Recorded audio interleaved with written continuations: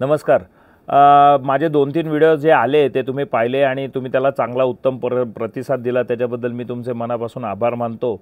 आणि आज एक नवीन मुद्दा विषय असा आहे की देशामध्ये चोऱ्यामाऱ्या कोण करतं, देशाच्या प्रगतीमध्ये कोण खोडा घालतं, याच्याबद्दल मी आज स्पष्टीकरण देणार आहे। आणि हे मी देण्यापेक्षा यांना मोदीजींनी पण घेरलं होतं बरं का। मोदीजींनी घेरलं होतं, हेरलं होतं, काही म्हणा, पण गंमत अशी झाली की याचं पुढं काहीच झालं नाही, याचं दुःख आहे।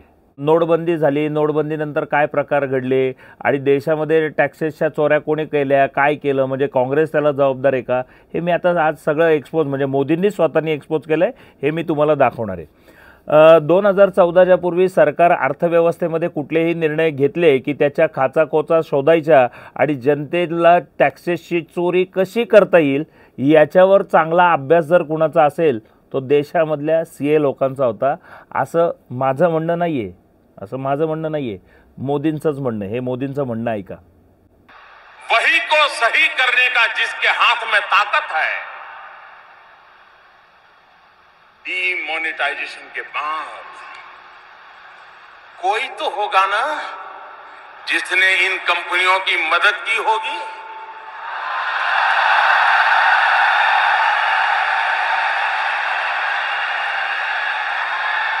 ये चोर लुटेरे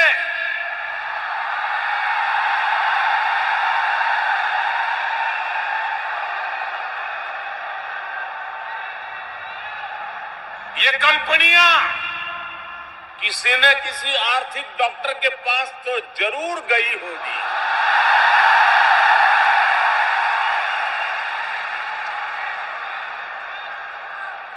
मुझे पूरा पता है आप में से किसी के पास नहीं आई होगी। आता गंमत अशी आहे की वही को सही आणि सही को वही करण्याची वृत्ती फक्त या सीए लोकांच्यातच आहे। तर टॅक्सेसची चोरी कोण करायचं, काँग्रेस। हे करायला लावण्याची जबाबदारी हे सीए लोक करायचे। आता गंमत अशी आहे की ज्यावेळेस 8 नोव्हेंबर 2016 मध्ये नोटबंदी मोदींनी केली, त्यावेळेस सीए लोक काय करत होते ते ऐका। 8 नवंबर के बाद आप लोगों को बहुत काम करना पड़ा। आप लोगों को इतना काम करना पड़ा।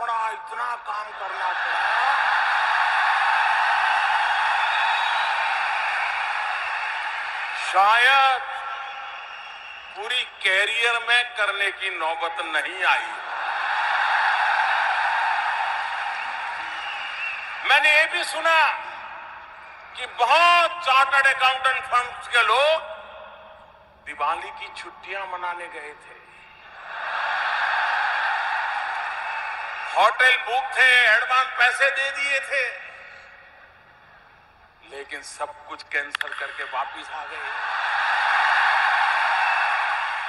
ज्यावेळेस मोदीजींनी नोटबंदी केली त्यावेळेस देशामधले सीए हे दिवाळीची सुट्टी मनवायला गेले होते आणि नोटबंदी झाल्या कुठल्या सीए लोकांना सुट्टी अर्धवट सोडून यावी लागली, याचं सगळं रिपोर्ट मोदीजींकडे होता।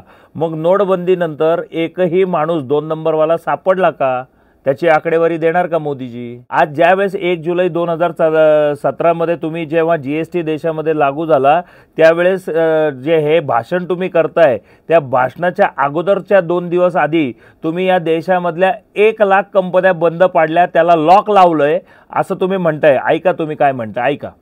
सबका ध्यान 30 तारीख रात को 12 बजे क्या होगा उस पर था, 1 जुलाई क्या होगा उस पर था। 48 घंटे पहले 1 लाख कंपनियों को कलम के एक चार्ट से ताला लगा दिया है। दोस्तों,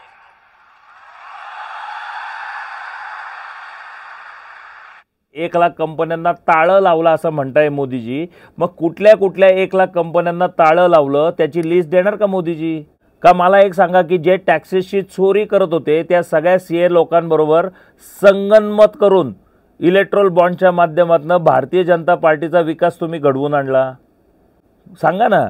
आज देशहितार्थ मोदीजी देशहितार्थ काम करतायत, बरोबर आहे। आणि आता देशामधला प्रत्येक सीए पण हा देशहितार्थ काम करतोय। आता हे पण ऐका।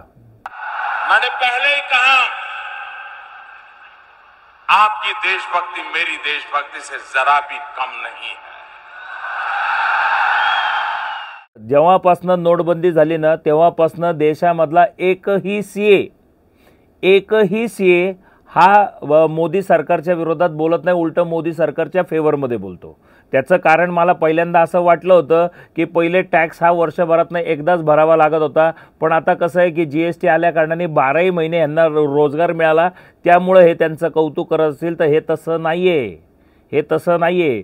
तुम्ही थोडीफार जरी टॅक्सेसची चोरी करत असाल आणि तुमचे काही कामधंद्यामध्ये झोलझपाटे चालत असतील तर तुमचा सीएस यांच्याकडे इन्फॉर्मेशन देतो, तुमचा इन्फॉर्मेशन देतो, त्याच्यानंतर ईडी कारवाई करते आणि ईडीच्या कारवाईपासून तुम्हाला वाचायचं असेल तर इलेक्ट्रॉल बॉन्डच्या माध्यमातून वर पैसे द्यावे लागतात। ही वस्तुस्थिती देशामध्ये, कळलं का?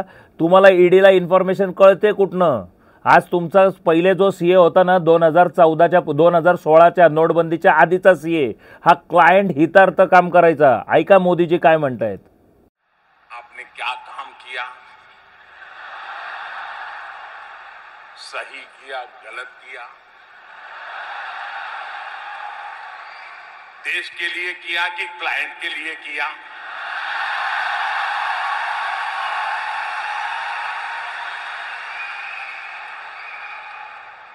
लेकिन किया जरूर था।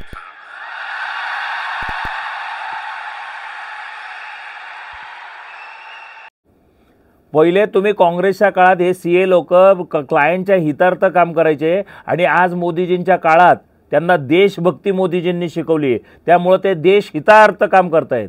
बरोबर आहे? तर एखाद्याकडे काही काळा पैसा असेल किंवा काही प्रॉब्लेम्स असतील तर ते आता डायरेक्ट मोदीजींची संगनमत करून कामं करतात। थोडं जरी काहीतरी उलटपालट झालं ना की सीए लोक तुमचे चड्डी काढून सरकारकडे नेऊन बसवतात। उदाहरणार्थ देतो, पहिले कसं होतं की इन्शुरन्स कंपनीचा जो सर्व्हेअर यायचा ना तर लोक काय करायची, त्या सर्व्हेअरला 2 पैसे चारायची आणि आपल्या फेवरमध्ये सर्व्हे करून आणायची आणि इन्शुरन्स कंपन्यांमधनं पैसे घ्यायची। बरोबर आहे? पण आता इन्शुरन्स कंपन्यांनी काय केलं, जेवढे इन्शुरन्स क्लेम तू कमी देशील म्हणजे कमी खर्च आणशील तेवढं तुला इन्सेंटिव्ह जास्त, म्हणून सर्व्हेअर काय करतो, जास्तीत जास्त इन्शुरन्स कंपनीचा लॉस कसा कमी करता येईल याच्यावर फोकस करतो, म्हणून तुम्हाला जास्तीत जास्त क्लेमचे पैसे मिळत नाहीत। इन्शुरन्स कंपन्यांनीच आता त्यांना वर कमाई द्यायला सुरू केली, इन्सेंटिव्ह म्हणतात, इन्सेंटिव्ह, कळलं का? वर कमाईला प्रोफेशनल कॉर्पोरेट वर्ल्डमध्ये इन्सेंटिव्ह म्हटलं जातो की कस्टमरची जेवढी तू मारशील ना तेवढं तुला इन्सेंटिव्ह, टार्गेट, कस्टमरला टार्गेट केलं जातं। हे धंदे आहेत। आता गंमत अशी आहे की हे जे सीए लोक वगैरे जे काम करतात ना हे तुमचे जर काही उणीधुणी सरकारला काढून दिले ना तर या सीए लोकांना पण पर्सेंटेज मिळत असावेत, म्हणून आजच्या तारखेला कुठलाही अकाउंटंट म्हणा, कुठलाही सीए म्हणा, ही लोक जर बघितली ना अशा पद्धतीने वागतात की त्यांना वाटतं की देश फक्त त्यांच्यातच आहेत आणि ही जमात सगळ्यात जास्त मोदी भक्त आहे। यांना असं वाटतं की देश म्हणजे देश, बाकी कोणीच नाही, देशभक्ती म्हणजे वाज यांच्यातच सामावलेली आहे, कळलं का? पण देशभक्त नाही आहेत। गंमत तुम्हाला सांगतो, तुम्ही देश हितार्थ काम करतायत आणि मोदीजी कोणा हितार्थ काम करतायत, मोदीजी अंबानी अंदाजी हितार्थ काम करतायत। अंबानीच्या घराखाली बॉम्ब लावला ना तर मोदींचा टॉमी बॉम्ब शोधण्यासाठी लगेच त्यांच्या घराखाली जाऊन बसतो देवेंद्र फडणवीस। तर मोदीजी काय करतायत, मोदीजी देश हितार्थ काम करत नाहीयेत, ते मुकेश अंबानी आणि अदानींच्या हितार्थ काम करतायत आणि सगळे देशामधले सीए लोक देश हितार्थ काम करतायत। वाह वाह, छान चाललाय देश, छान। काँग्रेसच्या काळात तुम्ही काय करायचे, देशाला बर्बाद करायचं काम करायचे। हे मी नाही म्हणत आहे, मोदीजी म्हणतायत क्लायंटच्या हितार्थ काम करायचे, हे मी नाही बोलत आहे, मोदीजी म्हणतायत। बरोबर आहे? म्हणजे काँग्रेसच्या काळात तुम्ही देश बर्बादीचं काम करत होतात आणि आज तुम्ही देश हितार्थ काम करतायत। तुम्ही देश हितार्थ काम नाही करत आहेत, कळलं का? तुम्ही देश हितार्थ काम करत नाहीयेत, मोदी सरकार हितार्थ काम करतायत। भारतीय जनता पार्टीचं तर नावच घेणार नाहीये, हायजॅक झालेली पार्टी आहे ती, कोणीच राहिलेलं नाही त्याच्यात, त्या स्टँडर्डचं, त्या लेवलचं, त्या थिंकिंगचं, ते विचारसरणीच संपली। भारतीय जनता पार्टीची विचारसरणीच संपली, त्या विचारसरणीचे सगळे लोक गेले। सुषमा स्वराज गेल्या, मोहन परिकर गेले, अरुण जेटली गेले, सगळे गेले, गोपीनाथ मुंडेजी गेले, सगळे जी विचारसरणीची फळी होती ती सगळी संपवली आणि जे वाचले त्यांना पक्षातनं बाहेर काढून टाकलं। आता ही फक्त कॉर्पोरेट विचारसरणीचं मोदी सरकार आहे, हे भारतीय जनता पार्टी नाही आहे। भारतीय जनता पार्टी भारताच्या जनतेची पार्टी होती ही. आता ही भारताच्या जनतेची पार्टी नसून हे प्रायव्हेट सरकार आहे, मोदी सरकार.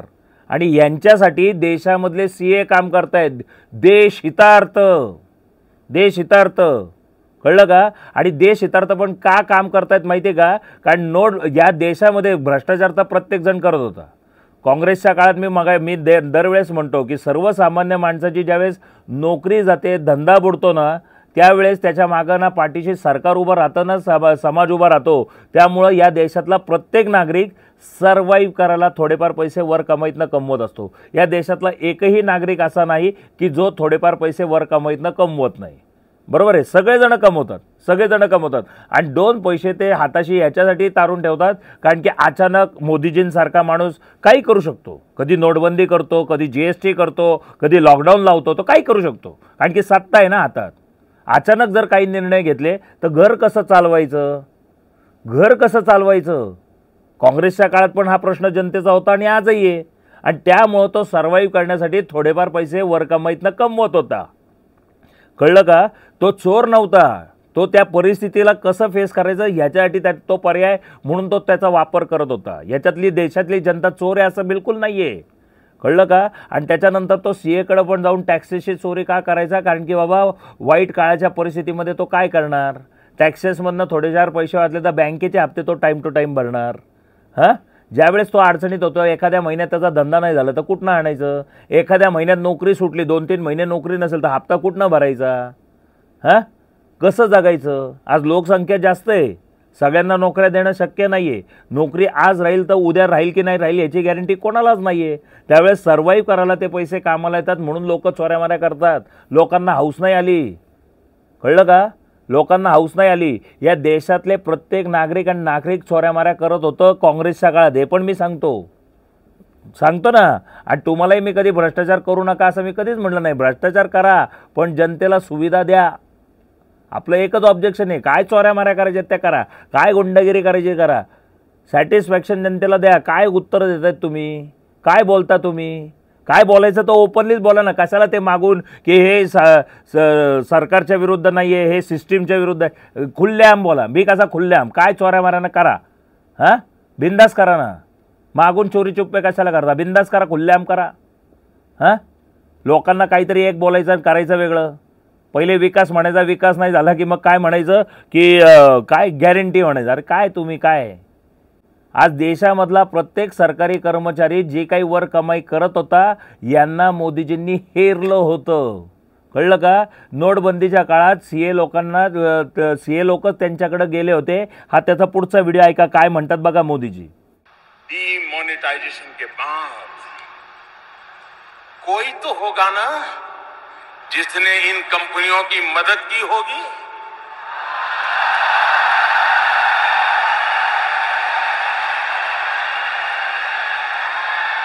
ये चोर लुटेरे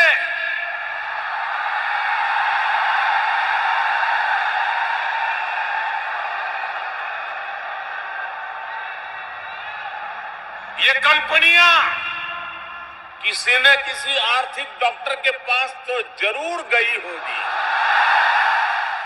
ऐकलं? ज्या वेळेस नोटबंदी झाली त्यावेळेस ते कुठल्या तरी अर्थतज्ञ डॉक्टरकडे गेले होते म्हणतात. ज्यांच्याकडे 2 नंबरचे पैसे आहेत ते आर्थिक डॉक्टरकडे गेले. तर आर्थिक डॉक्टर कोण? देशामधले सीए.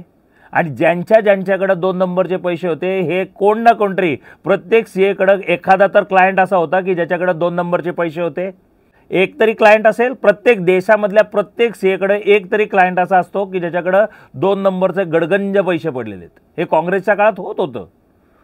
नाही होत होतं असातला प्रश्न नाही आहे. कारण की कसं आहे, अडचणीत आल्यानंतर सरकार काँग्रेसचं पण बघत नव्हतं आणि आज भाजप पण बघत नाही आहे. त्यामुळं 2 नंबरमध्ये लोक पैसे कमवत होती. मी नाही म्हणतच नाही, करत होती, स्पष्ट सांगतो करत होती. पण प्रॉब्लेम काय होता की त्या सगळ्या 2 नंबरमध्ये पैसा कमवणाऱ्या लोकांचे पैसे वाचवण्यासाठी देशामधले सर्व सीए 2,72,000 सीए आहेत आपल्या देशामध्ये. हे बघा आकडे काय म्हणतात, मोदीचे ऐका. मोदीचेच आकडे काय देतात ते ऐका. किती सीए तेच सांगतील. हमारे देश में 2,72,000 से ज्यादा चार्टर्ड अकाउंटेंट्स हैं. आपके साथ आर्टिकुलेट असिस्टेंट्स भी और उनकी संख्या भी करीब करीब 2 लाख के बराबर है। और अगर हम सारे चार्टर्ड अकाउंटेंट्स, आर्टिकुलेट असिस्टेंट्स, आपके साथ दूसरे कर्मचारी, इन सभी को जोड़ दें तो मेरा मोटा मोटा अनुमान है कि ये संख्या 8 लाख से भी ज्यादा है। देशामध्ये 2,72,000 सीए आहेत, त्यांच्याबरोबर त्यांचे काही आर्टिकलशिप करणारे सगळे लोक आहेत, असं मिळून मोठा मोठा 8 ते 10 लाख लोक आज अकाउंटचं काम या देशामध्ये बघतायत। हे मोदीचे दाखले देतात, मी नाही देत आहेत। आणि ही लोक काय करत होती, काँग्रेसच्या काळात टॅक्सेसच्या चोऱ्या करत होती। हे मोदीजीच म्हणतात, मी नाही म्हणते, बरोबर आहे। मग जे टॅक्सेसच्या चोऱ्या करत होत्या ते आज देशहितार्थ काम करायला लागले का? हां, अलिबाबांनी 40 चोरांबरोबर काम हात मिळवले का? देशामधल्या भ्रष्ट नेत्यांबरोबर तर हात मिळवले, पण देशामध्ये जे अजून जे काही समाजामध्ये जे चोऱ्या माऱ्या करतात, 2 नंबरचे धंदे चालवतात, जे सीए लोकांचे क्लायंट होते त्यांचेही पैसे कन्वर्ट करून दिले। कारण की त्यांच्यावर कारवाई केली असती तर मोदीजींचं सरकार पडलं असतं। ऐका मोदीजी काय म्हणतात ते ऐका। काले धन के खिलाफ इस कार्रवाई का, फर्जी कंपनियों को खत्म करने का किसी भी राजनीतिक दल को कितना नुकसान हो सकता है इसका मुझे पूरा पता है। मोदीजींना या गोष्टीची जाणीव होती की मोदीजींनी अशा ज्या 2 नंबरवर धंदा करणाऱ्या लोकांवर कारवाई केली तर त्यांचं सरकार जाऊ शकतं, म्हणून सगळ्या देशामधल्या सीएन बरोबर हात मिळवणी केली। नुसत्या भ्रष्ट नेत्यांबरोबर नाही तर देशामधल्या प्रत्येक सीए लोकांबरोबर पण हात मिळवली गेली। आणि त्या सीए लोकांचे जे काही 2 नंबरमध्ये धंदे करणारी लोक होते त्यांचेही पैसे वाईट करून दिले असतील, म्हणूनच आज ते पण मोदींचं तुंतुन वाजवतायत। म्हणजे तुम्ही देशामधले 2 नंबरचे पैसे बाहेर काढले नाहीत का? तर 100% काढले मोदीजी, कौतुकच आहे तुमचं। पण त्या नोटामध्ये सगळे पैसे जास्त तुम्ही कमवले। तुमचं म्हणणं होतं 2014 में सब काला पैसा बाहर आ जाएगा तो यूं ही लोगों के अकाउंट में 15-15 लाख रुपए जमा हो जाएंगे। थोड़े पार तर द्या ना।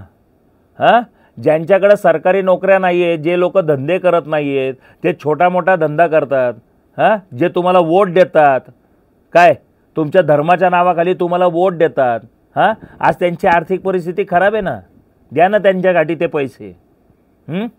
काय आज देशामधल्या सीए लोकांना तुम्ही ज्यावेळेस 1 जुलै 2017 ज्यावेळेस जीएसटी आणलं ना, त्यावेळेस सगळ्या सीए लोकांना तुम्ही मंचावर उभं राहून सोफिस्टिकेटेड पद्धतीने एकदम पॉश लँग्वेजमध्ये, म्हणजे चॅप्टर असतो ना तोच माणूस काहीतरी करू शकतो। तुमची चॅप्टर की कुठं चालते, तुमची भाषणं, तुम्ही भाषणामध्ये अशा काही सोफिस्टिकेटेड पद्धतीने भाषा करता की समोरच्याला कुठं ढोस द्यायचा, कुठं मारायचं, कुठं गोंजारायचं हे मोदीजी तुम्हाला चांगलं जमतं। आणि तुम्ही त्याच पद्धतीने देशामधल्या सीए लोकांना की आता आम्ही स्विस बँकेमध्ये पैसा असलेल्यांवर कारवाई करणारे वगैरे वगैरे इनडायरेक्टली डोस दिले। हे बघा, हे ऐका काय म्हणताय तुम्ही। अब से 2 वर्ष बाद जब स्विट्जरलैंड से रियल टाइम डाटा मिलने लगेगा तब विदेश में काला धन जमा करने वालों को और मुसीबत होने वाली है।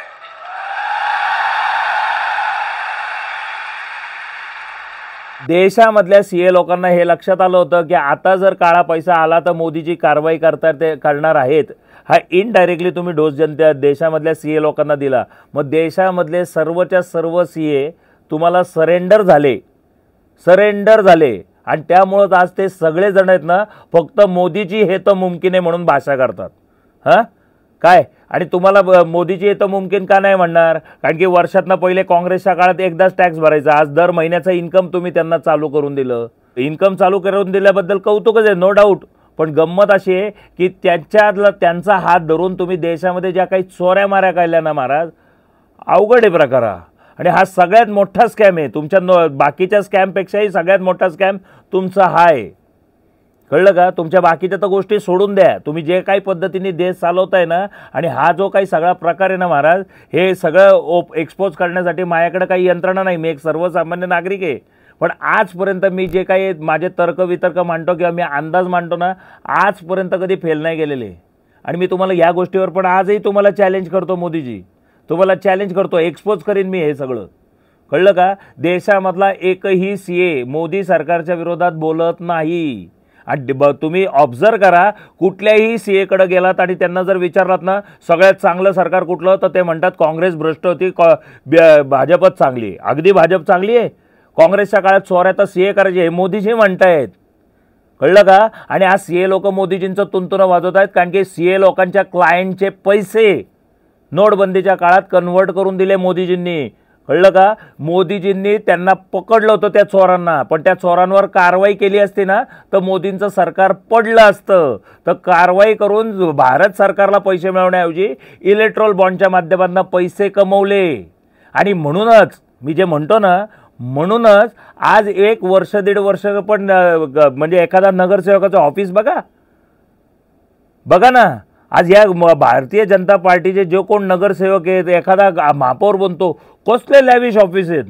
भारतीय जनता पार्टीचं दिल्लीमधलं ऑफिस बघू ना, काय पॉश 5 स्टार 7 स्टार हॉटेल असल्यासारखं ऑफिस आहे. 70 वर्षात काँग्रेसने जेवढा भ्रष्टाचार नाही ना केला महाराज, त्याच्यापेक्षा जास्त भ्रष्टाचार आज 10 वर्षात तुम्ही लोकांनी केलाय. आणि करा ना, माझं काय म्हणणं नाही, मी तर म्हणलं ना, सत्ता आल्यानंतर दनादन चोऱ्या करायच्या, तुमच्याकडनंच शिकायचं, शिकण्यासारखं आहे तुम्हाला तुमच्याकडनं मोदींजी. पण आज तुम्ही या ज्या काही 2 नंबरचे पैसे बाहेर आल्यानंतर कमिटमेंट होती 2014 मध्ये प्रत्येकाच्या अकाउंटमध्ये 15-15 लाख तो यू ही आ जाएंगे, जुमलेबाजी म्हणता वय त्याला. हां मोदीजी, तुम्ही एक बोलता, मागणं अमित शहा वेगळंच बोलतात. हां तुम्ही एखादं येऊन भाषण करायचं, लोकांना गाजर दाखवायचे, नंतर मोदीजी अमित शहा येणार म्हणणार आणि नाही ते तर गाजर होतं जुमलेबाजीचं. हां तुम्ही म्हणणार की मैं पढ़ा लिखा नहीं हूँ, आणि नंतर ते गाजर आणून दाखवणार अमित शहा की नाही मोदीजी की ये डिग्री आहे.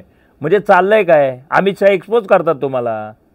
हां तुम्ही 15 लाखाची गॅरंटी द्यायची, ते म्हणतात नाही जुमलेबाजी. तुम्ही म्हणायचं मी शिकलेलो नाही, ते नंतर तुमच्या डिग्री आणून दाखवणार. अरे चाललंय काय? टाइमपास आहे का जनता? टाइमपास आहे? हां मी हरामखोर होती ती काँग्रेस, हरामखोर होती ती काँग्रेस, नालायक होती, भ्रष्ट होती, चोर होती म्हणतो मी काँग्रेस. भाजपच सज्जन आहे, पण मोदी सरकार महाचोर, महानालायक, महाभ्रष्टाचारी आहे, हे छाती डोकून सांगतो. आणि या मोदी सरकारने भाजपला हायजॅक केलंय, हा माझा आजही स्पष्ट आरोप आहे. आणि त्यामुळंच मोदी सरकारच्या विरोधात मी लढतोय, भाजपच्या विरोधात नाही. भाजपच्या कुठल्याही स्थानिक छोट्या मोठ्या नेत्यांबद्दल माझा कुठलाही राग द्वेष बिलकुल नाही, मला कोणाशीही राग द्वेष नाही. पण जे देशामध्ये हेळसांड जी चालू आहे ना, आणि देशामध्ये ह्या सगळ्या हाणामाऱ्या करण्यामध्ये जो पैसा काढून घेतला जातोय ना, तो खूप विचित्र प्रकार आहे. मोदीजी, तुम्ही म्हणता देशाची 140 कोटी जनता हा माझा परिवार आहे, परिवारामध्ये काय केलं की काय होतं ना, हे ऐका काय म्हणतात. परिवार का ही एक सदस्य अगर चोरी करने की आदत रखता है तो वो परिवार कभी खड़ा नहीं हो सकता है.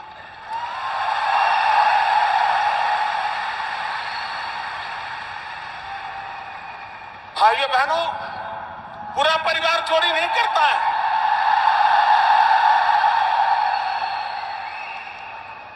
परिवार का एकाध सदस्य परिवार के नियमों को तोड़ करके बीच में से निकाल देता है, परिवार समाप्त हो जाता है.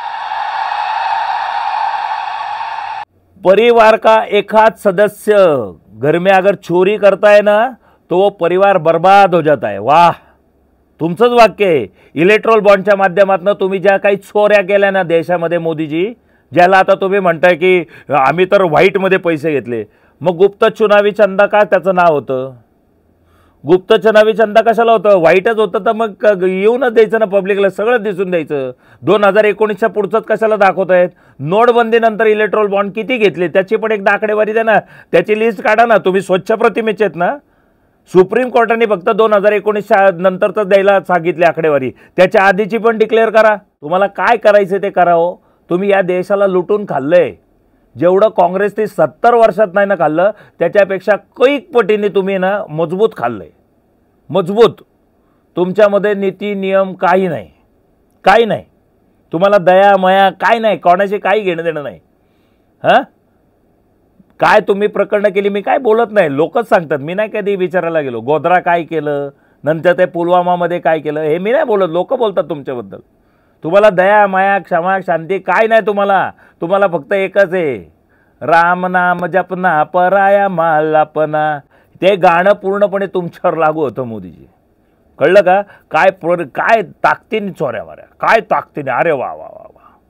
हां, ते सुप्रीम कोर्टाने जर ते इलेक्ट्रॉल बॉन्ड बाहेर आणलेच नसते, काय तळमळत होती SBI. अरे बापरे, नाही आम्ही आत्ता माहिती देऊ शकत, हे देत निवडणुकीला अडचण निर्माण होईल. आज जर ते सुप्रीम कोर्टाने निर्णय घेतलेच नसते तर माझ्यासारखा छपरी माणूस काय बोलू शकला असता वे तुमच्यावर. हे की नाही, हे की नाही. इलेक्शन होऊन जाऊ द्यायची होती मग काय. जसं मध्य प्रदेश आणि राजस्थानच्या निवडणुकींच्या वेळेस केलं. UPमध्ये तुमच्या वाराणसीमधल्या 2 पोरांनी बलात्कार केलेला होता आणि ते तुमच्या IT सेलमध्ये प्रचार करत होते मध्य प्रदेशमध्ये. वा वा वा वा, छान. हे की नाही, कॉलेजमध्ये जाऊन बलात्कार केला त्या पोरांनी. हां, तुमचा प्रचार करतोय तोपर्यंत ठीक आहे. एकदा प्रचार झाला, निवडणुका जिंकून आल्यानंतर होऊ दे त्यांना अटक, नाही का. काय जनतेचं काय मरतंय मरू देत, जगतंय जगू देत, फक्त तुमचं चाललं पाहिजे. मोदी है तो मुमकिन है, मोदी आना चाहिए, बस मोदी आना चाहिए. का? अदानीचं अंबानीचं घर भरायचं आहे. देशामध्ये लोकशाही आहे, देशामध्ये लोकशाही आहे. देशामधली जनता देशाची मालक आहे. कळलं का? देशामधल्या जनतेशी हेळसांड कराल तर संतोष पंडित नाही सोडणार. तुम्हाला काय करायचं ते करून घ्या. तुम्ही देशामध्ये 1 जुलै 2017मध्ये जो स्पीच दिला त्याच्यानंतर देशामधल्या सगळ्या CA लोकांना ब्लॅकमेल केलं आणि CA लोकांकडे जे 2 नंबरचे धंदे करणारे जे कोण त्यांचे क्लायंट होते त्यांचेही पैसे तुम्ही कन्वर्ट करून दिले. हा माझा तुमच्यावर आरोप आहे. आणि जर हा आरोप तुमचा खोटा असेल तर SBIला सांगा, जेव्हापासनं इलेक्ट्रॉल बॉन्ड चालू झालं तेव्हापासनं आत्ता 2019 पर्यंतचं त्यांनी एक्सपोज केलेलं आहे, तेव्हापासनं पुढचे पण त्यांनी त्याच्या सगळ्या ज्या काही एंट्रीज आहेत त्या समाजामध्ये एक्सपोज कराव्यात. द्या ना. आता तुम्ही तर म्हटलात ना सगळं वाईटच आहे, द्या ना. हां, द्या ना, वाईटच आहे ना सगळं. का प्रत्येक देशामधला CA तुमचा देश हितार्थ काम करतोय हां, आणि तो पहिले देशविरोधी काम करायचा का? काँग्रेसच्या काळात देश बर्बाद होता माहिती आहे या CA लोकांमुळं. मी नाही म्हणत, मोदीजी म्हणतायत. कळलं? त्यामुळं काँग्रेसला कसं दोषी मानायचं, काँग्रेसला कसं दोषी मानायचं. मी काल परवाच्या व्हिडिओमध्येच म्हणलं, काँग्रेसला भ्रष्टाचाराची कीड धीरूभाई अंबानींनी लावली. देशामध्ये 2 नंबरमधले पैसे जनरेट करायची अक्कल ही CA लोकांनी शिकवली. मग काँग्रेस कसा दोषी? काँग्रेस दोषी कसा? एक्सप्लेन करा ना मोदीजी. एक्सपोज तुम्हीच केलं, तुमचे शब्द तुमच्यासमोर मांडतोय. देशामध्ये टॅक्सेसच्या चोऱ्या CA लोकांनी केल्या हे तुम्ही म्हणताय.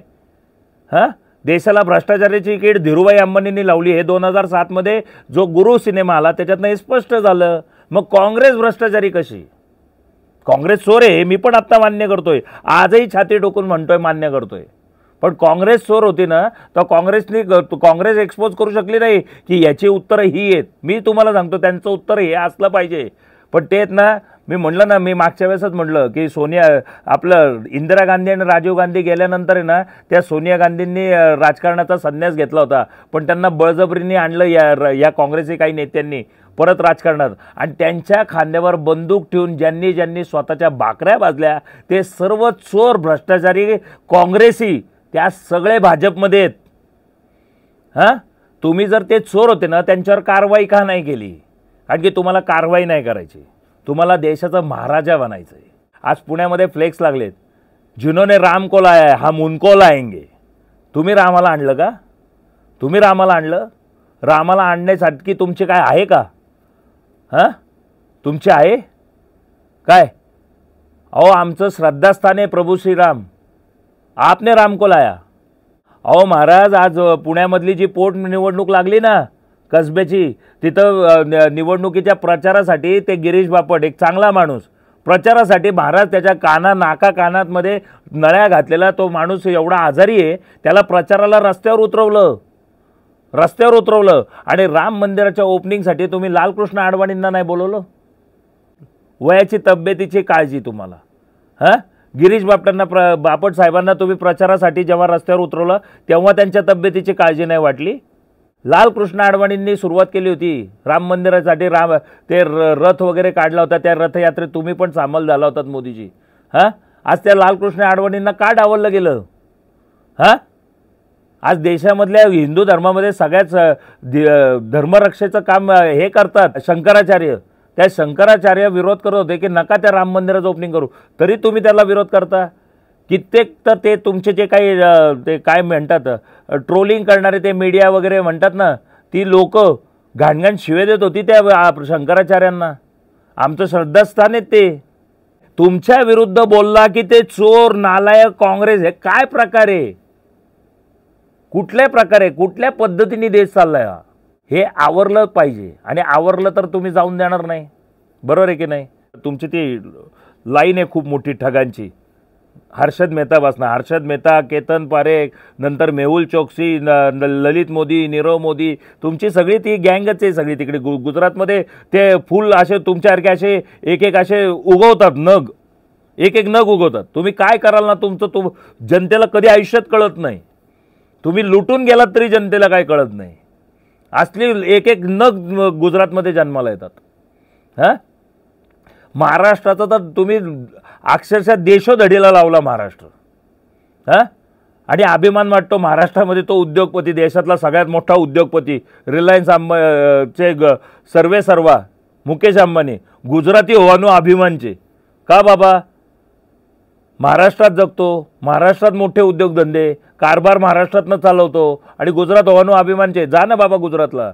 आम्ही जर भारतात मोदींच्या विरोधात बोललं की लगेच म्हणतात ए जा भारत सोड, पाकिस्तानला जा, हां? म्हणजे महाराष्ट्राच्या विरुद्ध बोलतात. गुजरातचं एवढं कौतुक आहे ना, त्यांनी जावं ना गुजरातमध्ये, हां? खायचं महाराष्ट्रामध्ये, राहायचं महाराष्ट्रामध्ये आणि गुणगान गुजरातचे गायचे. कोणी सांगितलेत, हां? आणि मी बऱ्याच वेळा म्हणतो की जर तुमचं 400 पार जर सरकार आलं ना महाराज, तर तुम्ही गुजरातमध्ये मुंबई घेऊन टाकाल. बाळासाहेब ठाकरे हवे होते. आज बाळासाहेब ठाकरे नसलेल्याची खंत जाणवते महाराज. पण एक लक्षात ठेवा, बाळासाहेब ठाकरेंची कमी मी भरून काढण्याचा नक्की प्रयत्न करेन. मुंबई महाराष्ट्रातनं जाऊन देणार नाही गुजरातमध्ये.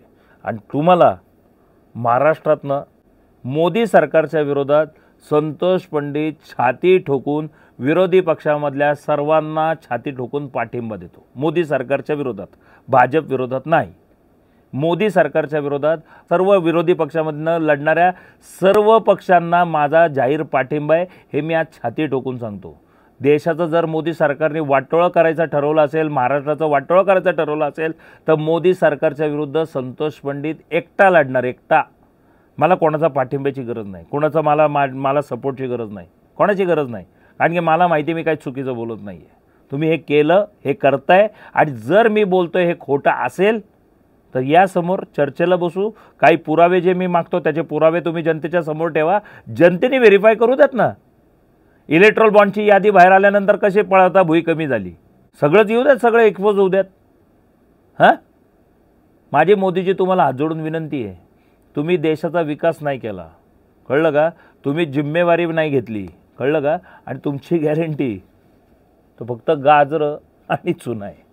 त्यामुळं माझ्याकडनं जय हिंद, जय महाराष्ट्र मोदीजी. नमस्कार.